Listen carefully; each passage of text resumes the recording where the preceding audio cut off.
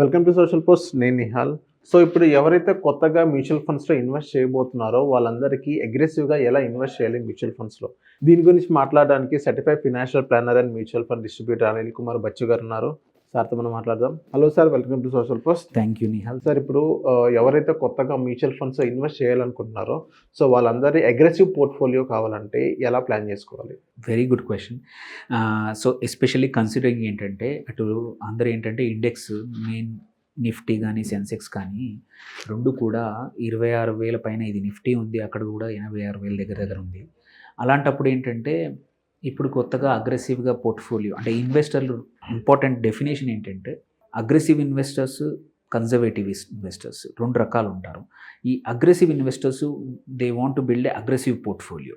Aggressive ఏంటంటే కొంచెం నేను రిస్క్ అయినా తట్టుకోగలుగుతాను, డ్రాడౌన్ అంటే నేను పెట్టిన డబ్బులు కొంచెం తగ్గిన 20%, 30% తగ్గినా కానీ నేను తట్టుకొని, ఎందుకంటే ఎక్కడైతే రిస్క్ ఎక్కువ ఉంటుందో అక్కడే పెరిగే అవకాశాలు కూడా ఎక్కువ ఉంటాయని అండర్స్టాండ్ చేసుకునేవాళ్ళు. That is one. Second, age ఉంది అంటే యంగర్ ఏజ్ 20s, 30s ఉన్నారు ఆర్ ఎర్లీ 40s ఉన్నాము, I can take a risk because నేను ఇంకా డబ్బులు సంపాదిస్తున్నాను. అలాంటి వాళ్ళని కూడా మనం అగ్రెసివ్ ఇన్వెస్టర్స్ అంటాము. సో అంటే లాస్లో కనబడ్డా కూడా, ఎగ్జాంపుల్ ఈ ఇయర్ తీసుకుంటే మార్చ్లో, ఫిబ్రవరిలో, ఏప్రిల్లో, జనవరిలో తీసుకున్నా కానీ కొంచెం పోర్ట్ఫోలియోస్ డౌన్ ఉండే అనమాట. పెట్టిన డబ్బుల కన్నా 15, 16, 18, 20% కూడా తగ్గింది.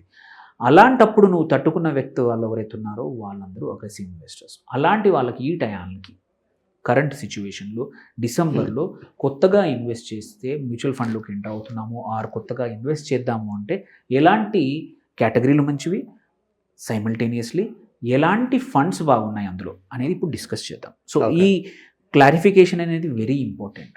Okay, these are the mutual funds ఎవరికైతే అగ్రెసివ్గా తట్టుకుంటానో రిటర్న్స్ కూడా అలాగే కావాలి అనే వాళ్ళకు మాత్రమే. మనం ఇప్పుడు చూస్తున్న నిఫ్టీ కానీ సెన్సెక్స్ కానీ అవి లార్జ్ క్యాప్ ఇండెక్సెస్. అవి కూడా 50 లార్జ్ క్యాపుల్లో ఓన్లీ ఒక 10 నుంచి 15 స్టాక్స్ మాత్రమే కరెంట్ ర్యాలీని ముందుకు లాగుతున్నాయి. ఇంకా వేరే స్టాక్స్లో కూడా ఇలాంటి ర్యాలీ వస్తే ఇప్పుడున్న 26,000 నుంచి 27,000 కానీ 27,500 కానీ నిఫ్టీ పరిగెడుతుంది, అలాగే సెన్సెక్స్ కూడా 90,000 వైపు పరిగెడుతుంది ఇఫ్ మోర్ స్టాక్స్ సపోర్ట్ చేస్తే.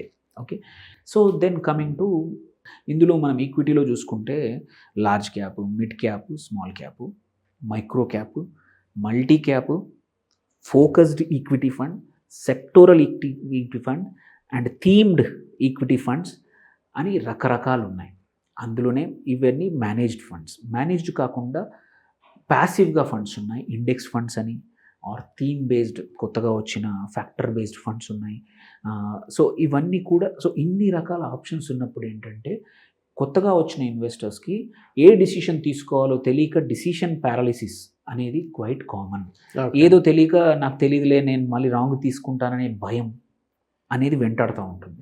అలాంటిది రాకుండా ఉండాలి అంటే ఫస్ట్ థింగ్ నేను తట్టుకుంటాను, నాకు మంచి రిటర్న్సే కావాలి, నేను యంగ్ ఏజ్లో ఉన్నాను, నాకు సంపాదన ఉంది, ఇంకా ఇప్పుడు పెట్టిన 50,000, 20,000 ఒక 15-20% తగ్గినా నాకు తెలుసు మళ్ళీ రీబౌండ్ అయినప్పుడు అలా అవుతుందని తట్టుకునే వ్యక్తి ఉన్న వాళ్ళు మాత్రం ఒక 3 ఫండ్స్ ఆర్ 4 ఫండ్స్ని మీరు పెట్టాలనుకుంటున్న ఎస్ఐపీలే కానివ్వండి, మీరు పెట్టాలనుకుంటున్న లంసమ్ కానివ్వండి, ఒకే చోట కాకుండా ఈ 2 కేటగిరీస్లో 3-4 ఫండ్స్లో డివైడ్ చేస్తే ఒకటి పర్ఫామ్ చేయకపోయినా ఇంకొకటి పికప్ చేసుకుని యావరేజ్ మాత్రం ఇది అబౌవ్ 18-20 ఉంటుంది. ఓకే.